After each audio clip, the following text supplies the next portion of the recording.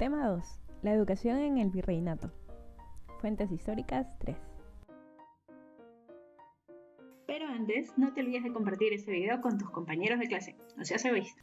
En la siguiente ficha te presentamos un conjunto de fuentes históricas que te ayudarán a comprender cómo fue la educación en los diferentes grupos sociales en el virreinato del Perú.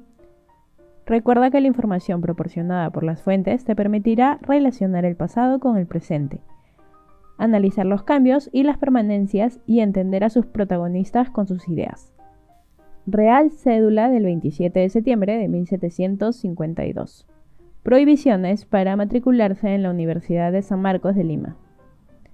El rey. Por cuanto por parte de la Real Universidad y Protomedicato de la ciudad de Lima se me ha hecho presente con fecha 23 de diciembre de 1750, esos puntos suspensivos significa que hay texto aquí que han omitido. No se admitan a matrículas los mestizos, zambos, mulatos, cuarterones. Sin embargo, con el pretexto de no haberse confirmado especialmente esta exclusión por la ley, sino mandado que en cuanto a ella se observe la Constitución 238 de la misma universidad, que excluye a los que tuvieren alguna nota de infamia, ha habido algunos de estas castas que, por medio del favor y poco celo de los que han gobernado la escuela, han conseguido se les admita y gradúen con especialidad en la Facultad de Medicina, por lo cual, siendo rey el conde de la Monclova, declaró no deber ser admitidos los zambos, mulatos ni cuarterones, y que si se les confiere algunos grados, fuesen nulos por la nota de infamia que tenían, pues por ella, además de ascender al honor de los grados y destinos consiguientes a ellos sujetos, no beneméritos y de lo indecoroso que es a la propia universidad. Resulta retraerse del estudio de la medicina los que no se hallan con tales defectos en sí significa así en los textos. Resulta retraerse del estudio de la medicina los que no se hallan con tales defectos en su nacimiento. Se me ha suplicado me digne en esta atención de declarar que la citada ley excluye de las matrículas y grados a los dichos mestizos, zambos, mulatos y cuarterones, y que tienen incapacidad de obtenerlos por la infamia de hecho con que están manchados, y mandar para mayor lustre de la profesión literaria, que así como en las informaciones para escribanías y notarías, se pregunta si el pretendiente es mulato, se pregunte en las de la matrícula si es de alguna de las 4 castas expresadas, y en caso de serlo, no se le admita, y en el de conseguirlo por engaño o fraude, se puedan testar y borrar sus grados. He venido en hacer la declaración que se solicita para excusar controversias y que sirva de regla en lo futuro.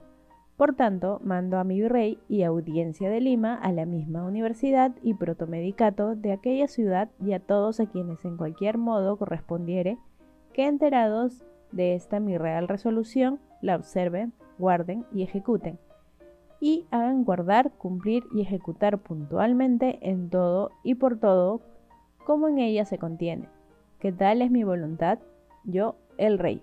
Un texto de fuentes del año 1859, páginas 480 a la 481. Información útil. Según el historiador José Antonio del Busto, en el Virreinato del Perú se crearon varios colegios mayores y menores y 8 universidades, en los cuales los jóvenes recibieron instrucción básica y luego una formación profesional. En Lima fueron célebres el Colegio Mayor de San Felipe y el Colegio Mayor de San Martín.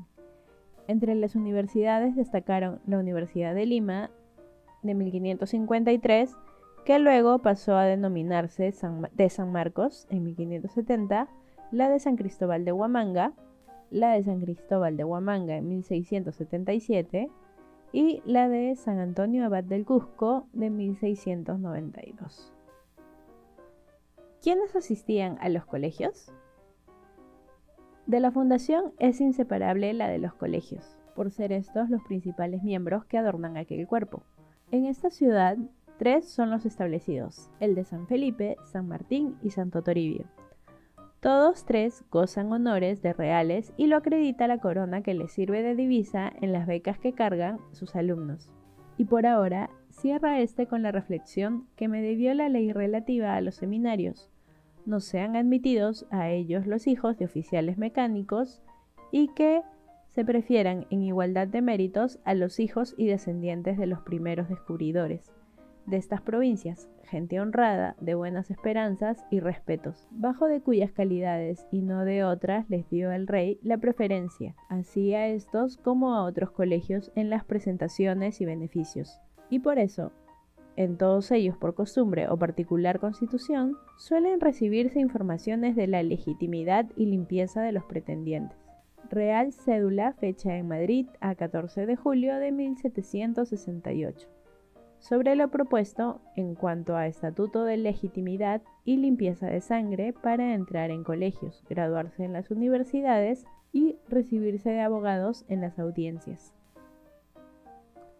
El rey. Virrey, presidente y oidores de mi Real Audiencia de la ciudad de Lima. En carta de 8 de noviembre próximo pasado, participáis, vos, mi rey, las perniciosas consecuencias que con grave perjuicio de la República y buen gobierno ocasiona la multitud de abogados de oscuro nacimiento y malas costumbres en que abunda ese reino. Expresáis que este desorden proviene de la facilidad con que, sin el menor reparo, se admiten tales sujetos. Sí, es así. Así en los colegios, pues condecorados con la beca, se les dan sin contradicción en las universidades los grados de licenciado y doctor, y adornados con ellos se les admite al número de abogados en las audiencias, porque tendrían por agravio en tales circunstancias lo contrario, que deseando remediar en su raíz este daño tan nocivo al público, como vergonzoso a los que no se hayan manchados con el feo borrón de un vilísimo nacimiento de zambos mulatos y otras peores castas, con quienes se avergüenzan de alternar y rozarse los hombres de la más mediana esfera, consideráis muy importante me digne prohibir por punto general y con las más severas penas sea recibido sujeto alguno a los colegios, sin que primero califique en toda su forma su legitimidad y limpieza de sangre, repitiéndose esta misma prueba en las universidades para admitirlos a los grados y en las audiencias a los estratos de ellas. Se ha hecho, sin embargo, tan común la relajación y corruptela que ya no dudan darla nombre de costumbre y es precisa, para reponer las cosas en su primitivo estado, toda mi autoridad real, mandando con fuerza de ley observar indispensablemente aquellos loables y bien premeditados estatutos. Yo, el rey. Bien, lo que hemos visto en estas dos lecturas es que la educación no era igual para todos, ¿cierto?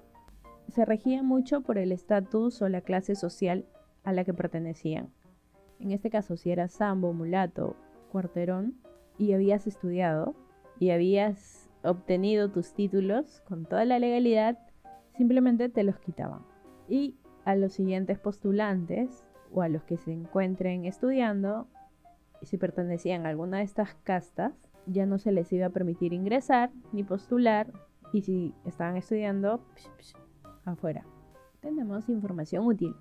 Manuel de Amat y Junyent, de 1704 a 1782, de su fecha de nacimiento y la fecha en que murió, fue virrey del Perú entre 1761 y 1776. Es recordado por haber implementado las reformas borbónicas que estaban bajo la influencia de las ideas de la Ilustración del siglo XVIII.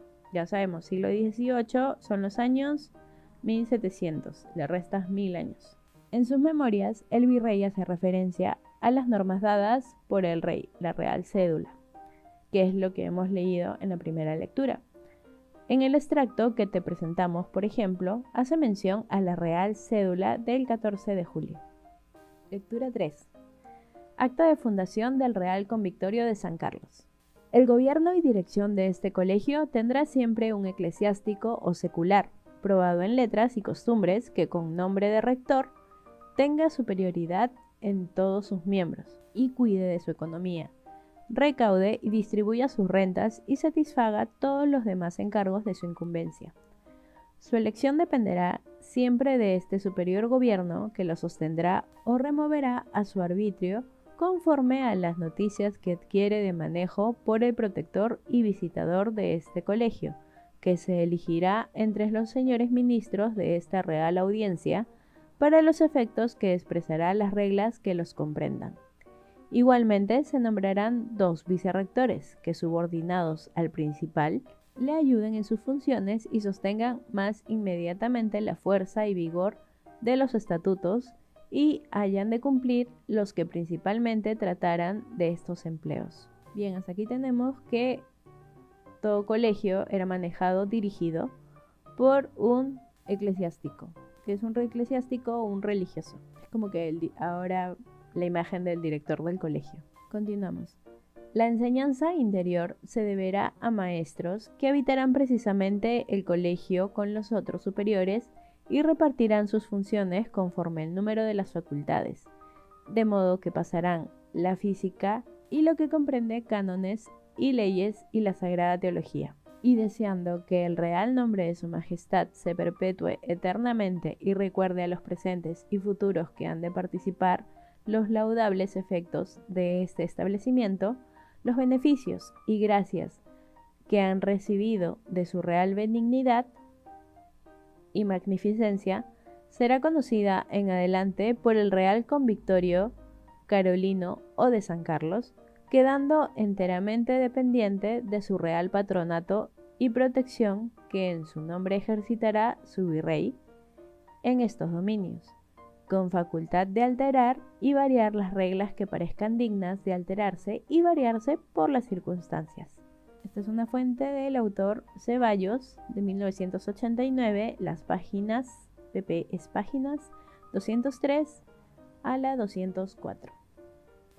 Tenemos información útil. El Real Convictorio de San Carlos fue un colegio mayor creado a finales del virreinato. Fusionaba al Colegio Real de San Martín y al Colegio Mayor de San Felipe y San Marcos. Este es el Real Convictorio de San Carlos, que a la actualidad es lo que conocemos hoy como la Casona de San Marcos, que es esta zona de aquí, y esto el Panteón de los Próceres, que está al lado del Parque Universitario en el Cercado de Lima. Lectura 4. El impacto de la ilustración en la educación. En el programa ilustrado se enfatizaba en la necesidad de que el acceso a los colegios mayores y universidades estuviera determinado exclusivamente por el talento y la aplicación del alumno, como debe ser. El talento frente a la alcurnia será el mecanismo de legitimación y ascenso social que promuevan las reformas. Se recomendaba también que la enseñanza de las primeras letras fuera obligación del Estado, o sea, los primeros grados, la educación básica, encomendándose al clero el deber de instruir al pueblo. Sin embargo, es solo en la década de 1790 que el consejero real Gaspar Melchor de Jovellanos recalca la importancia de que la educación sea difundida ampliamente sin reservarse a unos pocos niños privilegiados. Y bien, aquí al hablar de ilustración no estamos hablando de arte del dibujo, sino que estamos hablando de toda una corriente intelectual que surgió en Francia, que buscaba nuevas formas para entender la realidad y la vida en ese momento. Información útil. El proyecto ilustrado, que viene de la Ilustración, tuvo su impacto en el Perú.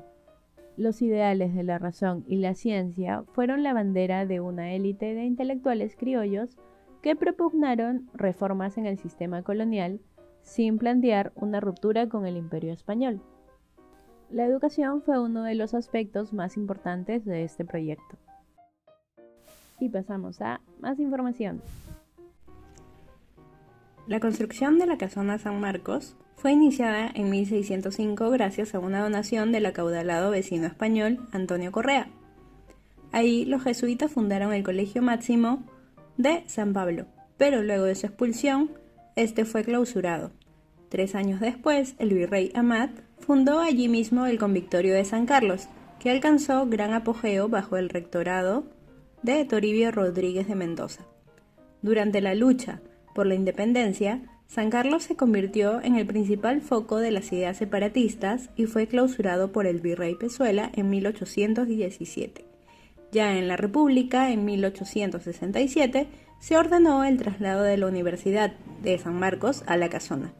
Esa mudanza fue progresiva y se legalizó en el gobierno de Manuel Pardo, que se dio entre 1872 y 1876. En las lecturas hemos visto términos como mulatos, zambos, cuarterones, y ahora vamos a ver qué es lo que eran cada uno de estos términos. Categorías raciales en la colonia. Que más que colonia sería virreinato. Categorías raciales en el virreinato. Peninsular, ya sabemos que es un español. Criollo es un peninsular nacido en América, de padres españoles o europeos que nacen en este continente. Mestizo, hijo de blanco e india. Un mulato era un hijo de blanco y negra. Un moreno, mulato con facciones y color tirando a negro. Sacalagua, mulato de piel clara, cabello castaño y ensortijado. Ojos claros, pero claras facciones de ascendencia negra. Un zambo era un hijo de negro e india. Un zambaigo era un hijo de chino e india. Un tercerón, un hijo de blanco y mulata. Un cuarterón, un hijo de blanco y mestizo. Un saltapatrás era un hijo de tercerón y mulata. Un tornatrás, un hijo de mulato y mestiza. Un tentenelaire, un hijo de cuarterón y mulata. Y un no te entiendo, un hijo de tentenelaire y mulata. La estructura educativa en el virreinato.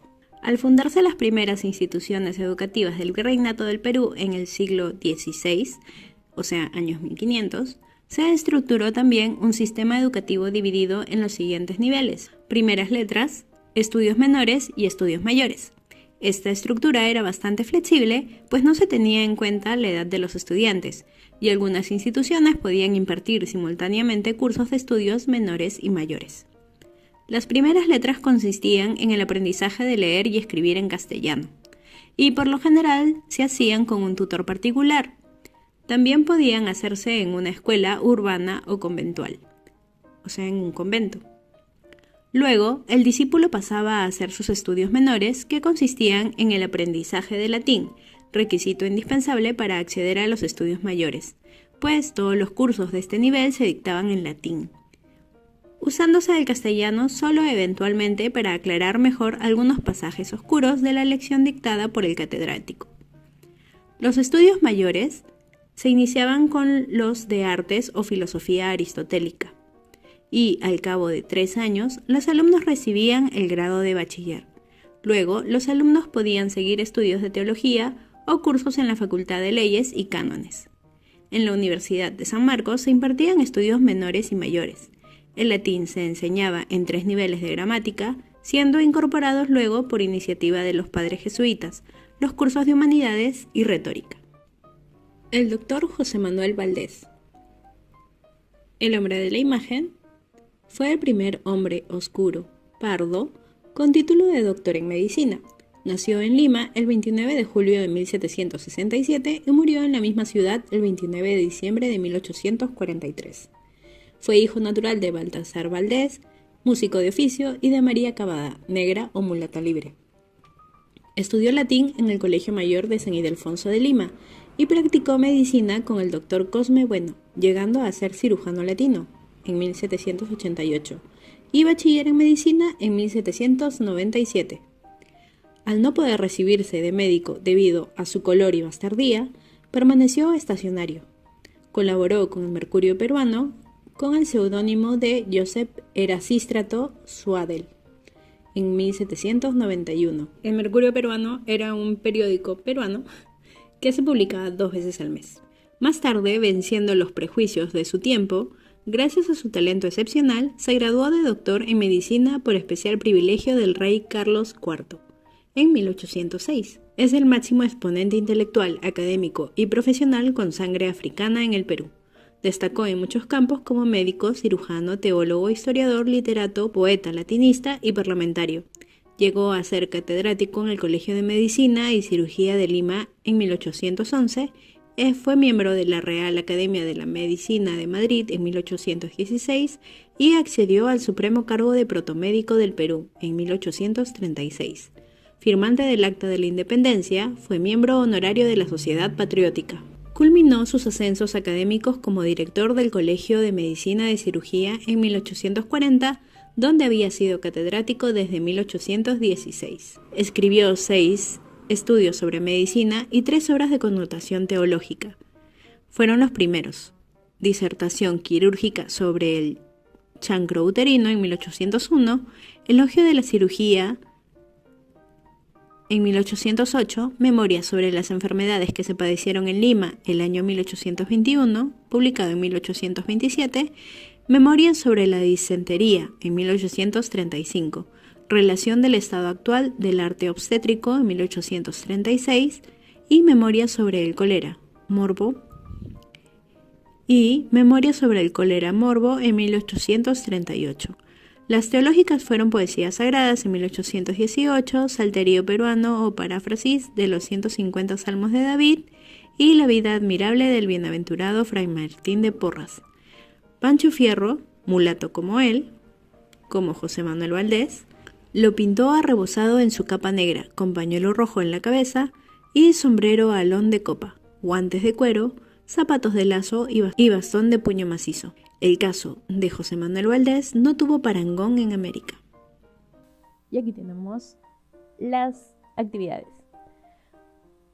1. ¿Qué poderes del Estado salvaguardaron la educación de los distintos grupos sociales? Explica la posición que asumió el rey, el virrey y los otros funcionarios con respecto a la educación. Bien, acá nos dice, explica la posición que asumió el rey. ¿Qué poderes? En este caso venía de la corona española, que daba mandatos y quien acataba o hacía que se cumpla esa ley que mandaba el rey era el virrey. Y ya hemos visto qué es lo que pensaba el rey, quiénes podían acceder a la educación y quiénes no. 2. ¿A quiénes se permitió el acceso a la educación en el periodo colonial y a cargo de quiénes estuvo la instrucción de los jóvenes? ¿Se dio algún cambio en el acceso a la educación a lo largo de los años? ¿A quiénes se permitió el acceso a la educación? Eso queda muy claro. A los de la clase alta. ¿Y a cargo de quiénes estuvo? Ahí nos hablaba de los eclesiásticos, de los religiosos. Ya les estoy ayudando. Pero formen bien su respuesta, argumenten. 3. ¿Cuál fue el significado del término infamia en el virreinato peruano? ¿Por qué se le relacionó con la exclusión de los negros, zambos y castas de la educación? Según la RAE, que es la Real Academia Española, o pueden buscar ahí en su diccionario también, es infamia, es que carece de honra, crédito y estimación. Así que pueden darle ahí su interpretación a lo que fue la exclusión de estas personas. 4. ¿Cómo relacionas el acceso a la educación con los conceptos de honor y limpieza de sangre que existían en la época del virreinato? Estos conceptos han sido desarrollados en el tema 1. Aquí estos temas van bastante relacionados, principalmente porque estamos hablando de quienes accedían a la educación eran los de la clase alta. Y eso se habla mucho de lo que era el honor y la limpieza de sangre en esa época. 5. Las propuestas de la educación ilustrada eran contradictorias a las características de la educación en el virreinato. Justo si regresan y escuchan el comentario que hice de qué era la ilustración, se van a dar cuenta de qué era la ilustración y también la última lectura creo que era, que durante este periodo de la presencia de la ilustración en el Perú, ellos buscaban que la educación se le pueda dar a aquellos que realmente la merecían, a quienes estudiaban y tenían suficientes conocimientos y que podían rendir, no simplemente por ser de clase alta y ya accedías, no. Y vemos cómo se daba durante el virreinato, que quienes accedían solo los de la clase alta. Entonces ahí hay un contraste. Sustenta tu respuesta teniendo en cuenta la información de las fuentes. Ahí ya lo tienen casi resuelto. 6. ¿Cuáles fueron los cambios que produjo la ilustración en la educación virreinal? ¿Cómo influyeron estos cambios en los proyectos reformistas? Eso también está en lo último y en información útil. Su respuesta va a ser muy similar a las 5.